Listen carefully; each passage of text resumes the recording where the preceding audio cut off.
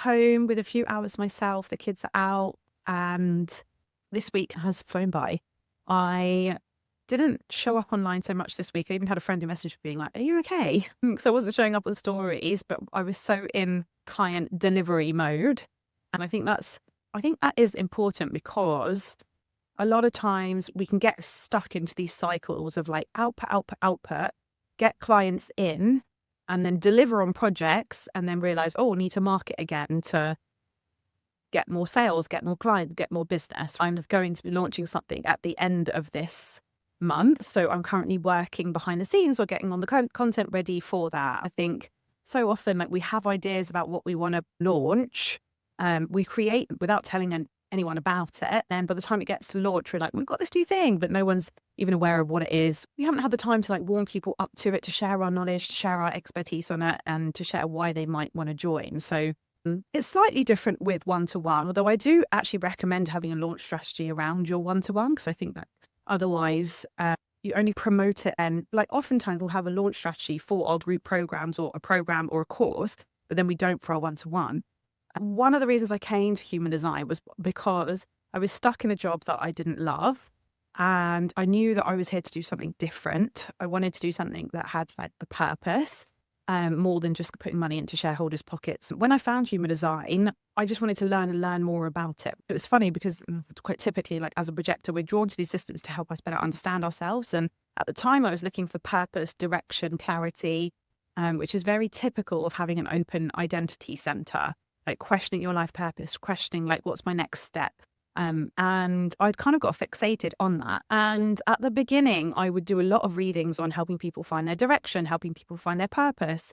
But it wasn't until I looked into my Human Design chart to better understand what I was naturally gifted for and the things that I was designed to share on, did I kind of get this bit of an aha, like, oh, okay, that's the thing. I'm not just here to do one-off readings, but rather actually help them identify the things that they are naturally good at, that they are here to get paid for, matching people with the gifts and skills that they are here to be recognized for, and helping them market those things in a way that lands with people.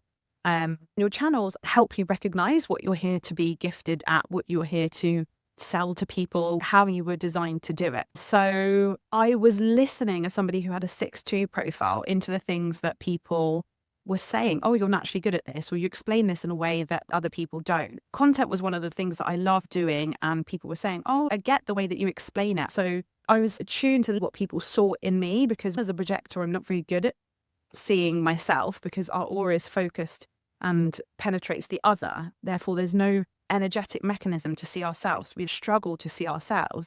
Is why we're drawn to systems like Human Design that help explain the way we are. I started to create offers around what I was naturally designed to do.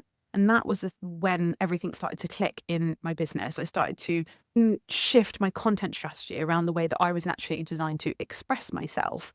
I'm somebody that has an open throat. I don't have the energy to communicate consistently. So look to see how I was naturally designed to communicate, the offers that I was here to share.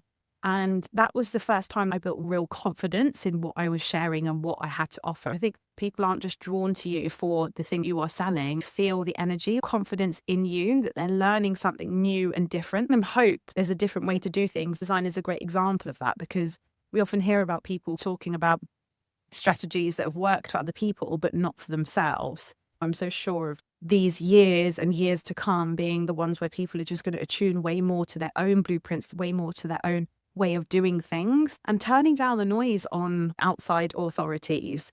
Human Design, I feel, is such a big permission slip. It's easy as a projector, that not self-theme of not knowing when enough is enough. We feel we have to output more and more to be able to be successful. Prove to myself that isn't the case. Still a work in progress. The conditioning of not knowing when enough is enough, and living in a generator world and having the open sacral, but there's still time. We're moving into the era of individuality in Human Design. We've kind of moving from one collective theme to a next one from the year 2027. I think this year is all about shedding old ways that don't work and stepping into alignment as old structures dissolve. If you've been tired of doing business in a way that doesn't feel aligned, or you've got to a certain stage maybe you've hit a financial threshold and you want to elevate to your next level. Even if you're pivoting and you want to create something new, but you don't quite know what is fully aligned, this journey is going to be for you.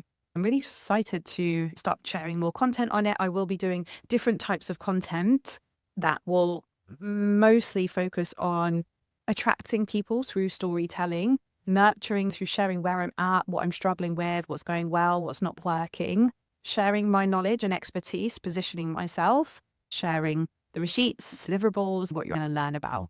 Stay tuned.